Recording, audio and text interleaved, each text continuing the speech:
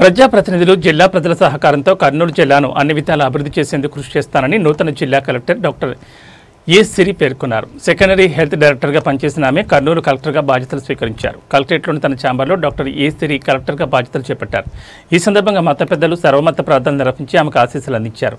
అనంతరం మీడియాతో మాట్లాడుతూ తన ప్రధాన ప్రాధాన్యతలను వివరించారు. ప్రభుత్వ ప్రాధాన్యతలపై ప్రత్యేక దృష్టి సారిస్తానని తెలిపారు.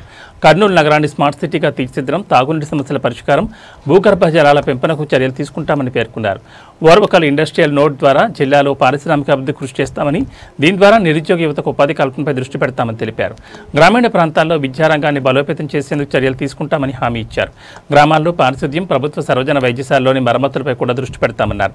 ప్రజా సమస్యల పరిష్కారం కార్యక్రమంలో వచ్చే అర్జీలను నాణ్యతతో పరిష్కరిస్తామని, రెవెన్యూకి సంబంధించిన భూ సమస్యలను త్వరితగతిన పరిష్కరిస్తామని చెప్పారు. ఈ సందర్భంగా నూతన కలెక్టర్కు జాయింట్ కలెక్టర్ డాక్టర్ బి నవ్య, డిఆర్ఓ సి వెంకటనారాయణమ్మ, ఇతర జిల్లాధికారులు పుష్పగుచ్చాలు అందజేసి అభినందనలు తెలిపారు. ध्रुवाद्यो ध्रुवा पृथिवी ध्रुवं विश्वभिनं जगतो ध्रुवाः पर्वतायिमे ध्रुवो राजा विजातुलिः इन्द्रैवेह ध्रुवस्तिष्ठा यः राष्ट्रमधारयः अभिदिष्टप्रदन्यतः अधरेधुन्दरुद्रवः इन्द्र एव पुत्रः आदित्याय वदेजो भवान् विष्णुरिव श्रीमान् भवति सकमैश्वर्यं भवति सकमिति सकं दीर्घमायुः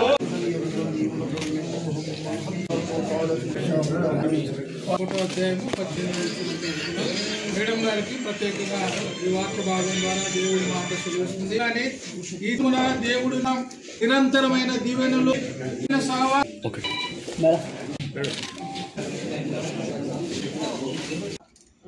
పదవి బాధ్యతలు చేపట్టడం జరిగింది. ముఖ్యంగా ఇక్కడ మనకి తాగునీరు కానీ సమస్యలు ఏమో ఉన్నాయి. అలాగే కొంత గ్రౌండ్ వాటర్ రీఛార్జ్ చేసే అవకాశం కూడా ఉంది. గ్రౌండ్ వాటర్ రీఛార్జింగ్ అవ్వచ్చు, డ్రింకింగ్ వాటర్ ప్రాబ్లమ్స్ ఏమైనా ఉంటే వాటిని పరిశీలించడం అవ్వచ్చు. అలాగే మనకి ఇక్కడ కర్నూలు స్మార్ట్ సిటీ కూడా అప్రూవ్ అయ్యింది. దాని మీద కూడా ఫోకస్ చేయడం జరుగుతుంది. అలాగే ముఖ్యంగా గవర్నమెంట్ ప్రయారిటీస్ ఏమున్నాయో వాటి మీద ఫోకస్ చేయడం జరుగుతుంది. అండ్ ఇక్కడ ఓర్వకల్లు ఇండస్ట్రియల్ నోడ్గా డెవలప్ చేయాల్సిన అవసరం ఉంది. సో దానికి కూడా ఇండస్ట్రీస్ చాలా వరకు ఇక్కడికి తీసుకురాగలిగితే మనకి అన్ఎంప్లాయ్మెంట్ ఇష్యూ ముఖ్యంగా మనకి రిజాల్వ్ అయ్యే అవకాశం ఉంటుంది. అలాగే ఎడ్యుకేషన్ దీనికి కూడా మనం చాలా అందరూ ఎవరైతే రూరల్ ఏరియాస్లో ఉన్నారో అందరూ చిల్డ్రన్ కూడా బాగా చదువుకునేటట్టు ఎడ్యుకేషన్ పరంగా కూడా కొంచెం దాన్ని స్ట్రెంగ్తన్ చేయడము. అలాగే ఇక్కడ శానిటేషన్ ఇష్యూస్ కూడా కొన్ని ఉన్నాయి, వాటి మీద కూడా కొంచెం ఫోకస్ పెట్టడం.